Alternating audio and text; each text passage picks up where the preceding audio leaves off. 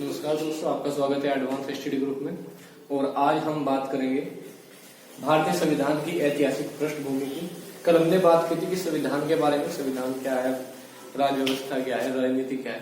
तो आज हमारा टॉपिक होगा भारतीय संविधान की ऐतिहासिक पृष्ठभूमि की। जो हमारा देश का जो संविधान है, हमारे देश का जो संविधान है, उसकी पृष्ठभूमि कहाँ से तैयार हुई, यानी कि उसका जो विकास, ऐतिहासिक जो विकास है, उसकी शुरुआत कहाँ से।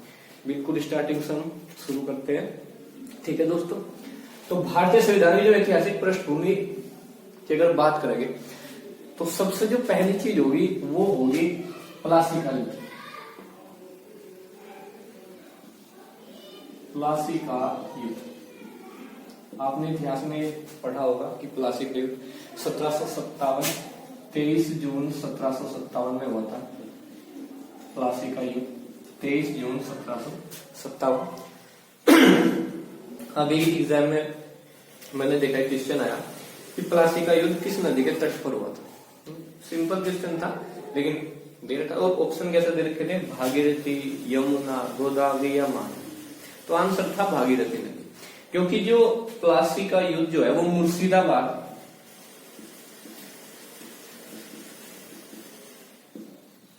यानी कि पश्चिम बंगाल में हुआ था। और जो मुर्शिदाबाद जो शहर है वो किस नदी के तट पर है, गंगा नदी के। गंगा का नाम क्या है, भागीरथी। तो इस टॉपिक से क्वेश्चन है। देखो हुआ क्या था, ईस्ट इंडिया कंपनी 1600 में स्थापना हुई, भारत में प्रवेश किया 1600 में। और ईस्ट इंडिया कंपनी का मकसद था केवल व्यापार करना। अंग्रेज हमारे यहाँ पर केवल और केवल व्यापार के लिए आए थे। पहली बार उन्होंने जो व्यापार की शुरुआत की, उस टाइम हमारे यहाँ मुगल जो सम्राट थे उनका नाम जहांगीर था। उसके बाद व्यापार करते रहे, लेकिन जो मेन जो जिसे बोलते हैं कि अंग्रेजों के लिए जो एक सुनहरा फरमान बोला जाता था, वो थे आपके मुगल बादशाह फर्रुखसियार। उनके द्वारा अंग्रेजों को कुछ दीवानी सौंपी गई, कुछ उनके टैक्सेस माफ कर दिए गए बंदरगाह से। तो इस वजह से उन्होंने वहां से, लेकिन उनका जो मेन काम था वो व्यापार था। पहली बार क्या हुआ कि अंग्रेजों के द्वारा हमारे यहाँ की राजनीति में हस्तक्षेप किया गया। ठीक, सबने इतिहास में पढ़ा होगा कि एक कालकोठी की घटना बोली जाती है। तो कालकोठी की घटना हुई थी, और कालकोठी की घटना का ही परिणाम था प्लासी का युद्ध। प्लासी का युद्ध रॉबर्ट क्लाइव सबसे बेहतरीन सेनापति माने जाते हैं, अंग्रेजों के सबसे अच्छे सेनापति, स्वर्ग से उतरा सेनापति भी कहा गया है रॉबर्ट क्लाइव को। और रॉबर्ट क्लाइव और सिराजुद्दौला जो थे वो बंगाल के नवाब हुआ करते थे। इन दोनों के मध्य युद्ध हुआ था, प्लासी का युद्ध। और इस युद्ध में जो है, हालांकि जो आपके सिराजुद्दौला थे वो शक्तिशाली थे, लेकिन उनके साथ क्या हुआ, अंग्रेजों की जो नीति थी, अंग्रेजों ने सभी जो उनके प्रमुख व्यक्ति थे उन सबको खरीद लिया था कहीं ना कहीं कुछ लालच देकर। तो इस वजह से क्या हुआ कि वो पूरा जो युद्ध का जो समीकरण था पूरा ही चेंज हो गया। और अब कंडीशन क्या होगी कि अब जीत किसकी हुई, रॉबर्ट क्लाइव की। अब रॉबर्ट क्लाइव जीत जाता है, और ये एक छोटी सी पृष्ठभूमि मान सकते हो कि हमारी राजनीति में हस्तक्षेप करना शुरू कर दिया अब जो आपके अंग्रेज थे। ठीक है, लेकिन जो मेन जहां से इन्होंने पूर्ण रूप से अधिकार किया, उस युद्ध का नाम था बक्सर का युद्ध।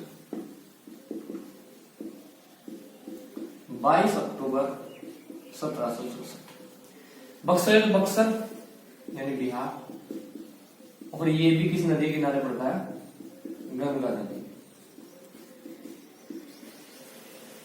बक्सर के युद्ध में आपके यहाँ के 3 प्रमुख शासक एक साथ लड़े थे अंग्रेजों के साथ, लेकिन उसके बावजूद भी हार का सामना देखना पड़ा।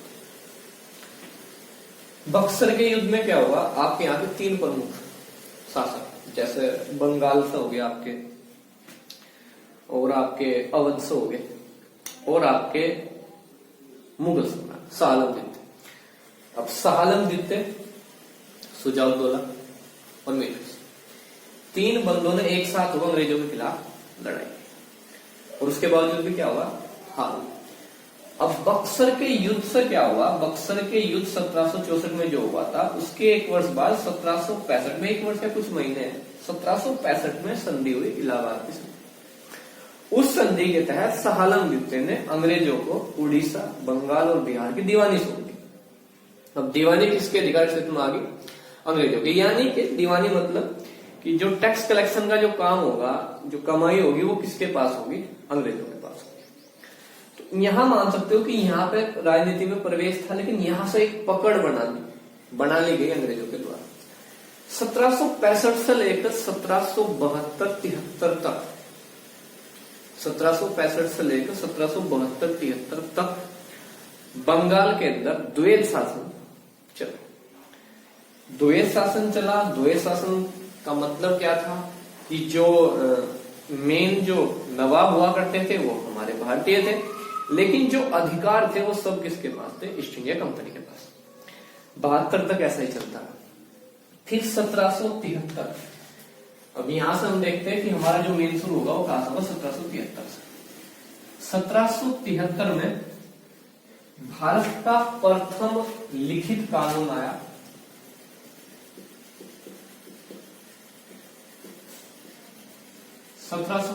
का रेगुलेटिंग एक्ट।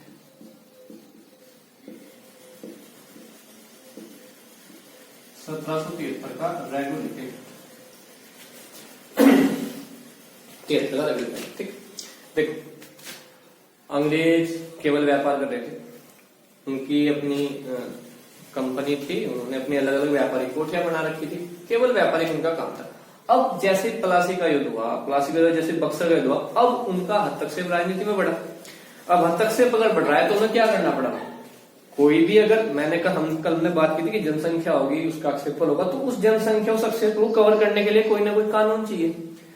फिर ये कानून, पहला कानून एग्जाम में हुआ कि भारत का पहला लिखित कानून कब आया था? तो भारत का पहला लिखित कानून था 1773 का रेगुलेटिंग एक्ट। इस एक्ट के तहत क्या, आपने हिस्ट्री पढ़ी है तो आपने देखा हो कि प्लासी का युद्ध हुआ था, उसके बाद क्या हुआ? बक्सर के युद्ध, संधि में क्या हुआ? कहीं पे आप पैसे दे रहे हो, कहीं पे आप पैसे ले रहे हो। रॉबर्ट क्लाइव को व्यक्तिगत रूप से इतने लाख रुपए मिले, नहीं, ट्रेलॉनी को व्यक्तिगत रूप से इतने रुपए मिले। तो वो जो चीजें थी वो इस एक्ट के तहत हुई। इस एक्ट में बहुत सारे महत्वपूर्ण काम हुए। इस एक्ट में, एक्ट मतलब ये अधिनियम है, कानून था। एक तो ये हुआ कि अब कोई भी जो अंग्रेज कर्मचारी होगा वो किसी से कोई भी रिश्वत वगैरह नहीं ले पाए। पहला काम तो ये बोलो। दूसरा महत्वपूर्ण काम कि भारत में एक सुप्रीम कोर्ट होगा। सुप्रीम कोर्ट आपके यहां बना 1774 में, और ये कहां बना? कल। मोस्ट इंपोर्टेंट क्वेश्चन है, किस एक्ट के तहत भारत में प्रथम सुप्रीम कोर्ट की स्थापना हुई? तो 1773 का रेगुलेटिंग एक्ट। कब हुई स्थापना? 1774। किस कानून के तहत? 1773। कब हुई? 1774। दो अलग अलग टाइप से क्वेश्चन बन सकते, दोनों का आंसर अलग होगा। कहां पर कर सकता, ठीक। आ जाता है कई बार की प्रथम मुख्य न्यायाधीश, तो एलिजा थे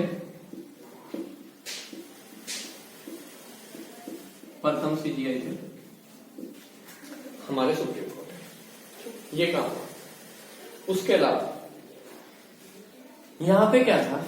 यहाँ पे गवर्नर हुआ करते थे। रॉबर्ट क्लाइव पहले गवर्नर माने जाते हैं भारत के, हालांकि बंगाल के थे, लेकिन भारत में जो पहला गवर्नर बनाया गया था रोबर्ट क्लाइव बनाया गया था। यहाँ पे क्या किया गया? गवर्नर से हटाकर क्या कर दिया गया? Governor general.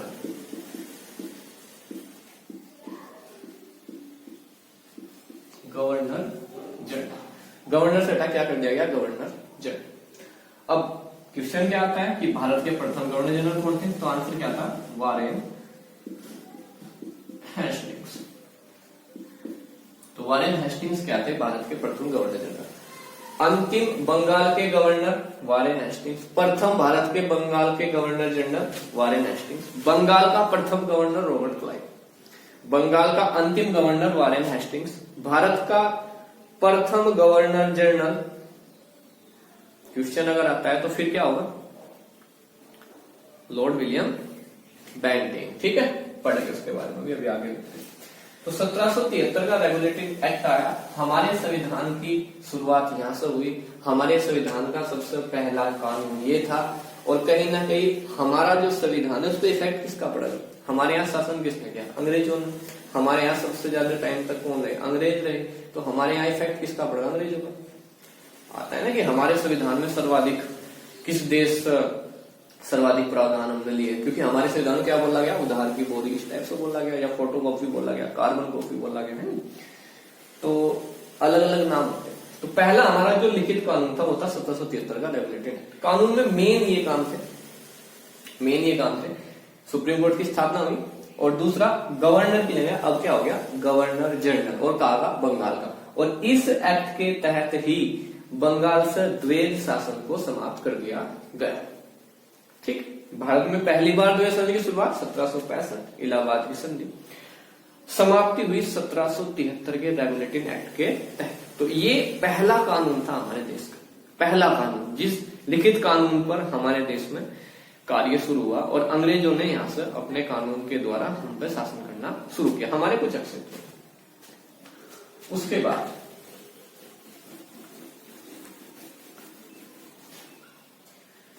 बाद ब्रिटिश प्रधानमंत्री थे विलियम पिट।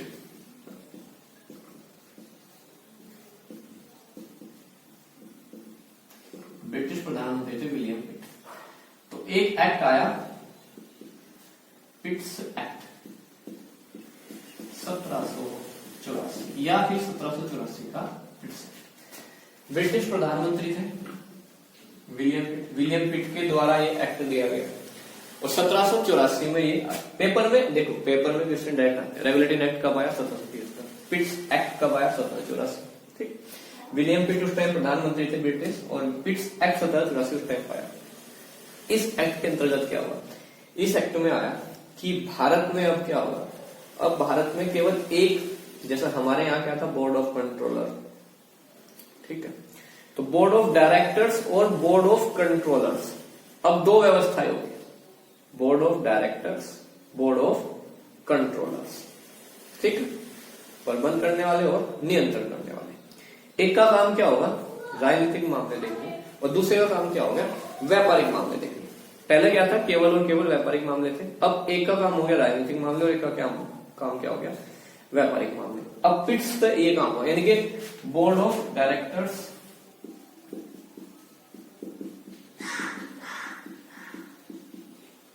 और बोर्ड ऑफ कंट्रोलर्स, ठीक। 1784 से ये चीज हुई। अब इस दौरान क्या हुआ, जब ये एक्ट आया तो इसमें एक चीज और बोली गई कि हमारी जो कंपनी होगी वो भारत की जो राजनीति उसमें हस्तक्षेप नहीं करने की, हम किसी राज्य पर आक्रमण नहीं करने के भारत के, हम कुछ भी इस प्रकार से हम काम नहीं कर, हमें केवल अपना आराम से जहां तक है हमें केवल वहीं पर रहना। उसका कारण था मैसूर। सबने पढ़ा होगा, मैसूर का प्रथम युद्ध, मैसूर का द्वितीय युद्ध, मैसूर का तृतीय युद्ध, मैसूर का चतुर्थ युद्ध। मैसूर के प्रथम युद्ध में अंग्रेजों की हार, मैसूर के दूसरे युद्ध में अंग्रेजों की हार, अंग्रेजों की लगातार 2 बार हार होगी। जब दूसरे युद्ध की हार हुई तो उस टाइम को वारेन हेस्टिंग्स बंगाल के गवर्नर जनरल हुआ करते थे। वारेन हेस्टिंग्स के मन में था कि मैं कैसे न कैसे इसका बदला लूंगा, लेकिन सरकार ने बोल दिया कि आप ऐसा कुछ करने के नहीं। तो इस पर नाराज होकर वारेन हेस्टिंग्स ने क्या दे दिया था, इस्तीफा। वारेन हेस्टिंग्स इस्तीफा देकर जाएंगे वापस, वारेन हेस्टिंग्स इस्तीफा देकर जाएंगे वापस। अब मैं कोई गवर्नमेंट एम्प्लॉय हूं, मैं काम कर रहा गवर्नमेंट के लिए, गवर्नमेंट के कोई पॉलिसी आई, मुझे वो पॉलिसी पसंद नहीं आई, मुझे लगा कि वो पॉलिसी गलत है, या फिर मुझे वो पॉलिसी अच्छी नहीं लगी और मैं इस्तीफा दे दूं उस टाइम पर, तो शायद गवर्नमेंट का काम भी रुक सकता होगा, या प्रॉब्लम तो है ही। तो क्या गवर्नमेंट कुछ एक्शन तो लेगी ना। जैसे ही वारेन हेस्टिंग्स पहुंचते हैं इंग्लैंड, तो वारेन हेस्टिंग्स के खिलाफ लाया जाता है महाभियोग। महाभियोग हमारा संविधान 61, 57, 61 दोनों महाभियोग से, लेकिन वो केवल राष्ट्रपति के लिए होता है। तो पहले गवर्नर जनरल बोल सकते हो भारत के, जिनके खिलाफ महाभियोग लाया गया वारेन हेस्टिंग्स, कहीं ना कहीं ये कारण था। इससे नाराज होकर ही वारेन हेस्टिंग्स ने इस्तीफा दिया था। वो वापस गए और फिर उनके खिलाफ वहां पे महाभियोग चला। हालांकि बाद में वो महाभियोग उनका हो गया था, लेकिन महाभियोग चला और प्रथम गवर्नर जनरल जिसके खिलाफ महाभियोग चला गया ब्रिटिश की संसद में। तो पिट्स इंडिया एक्ट के तहत क्या हुआ, अब आपके देश में 2 प्रकार से काम करेगी कंपनी, एक बोर्ड ऑफ कंट्रोलर्स और एक बोर्ड ऑफ डायरेक्टर्स। फिर उसके बाद अब गवर्नमेंट कर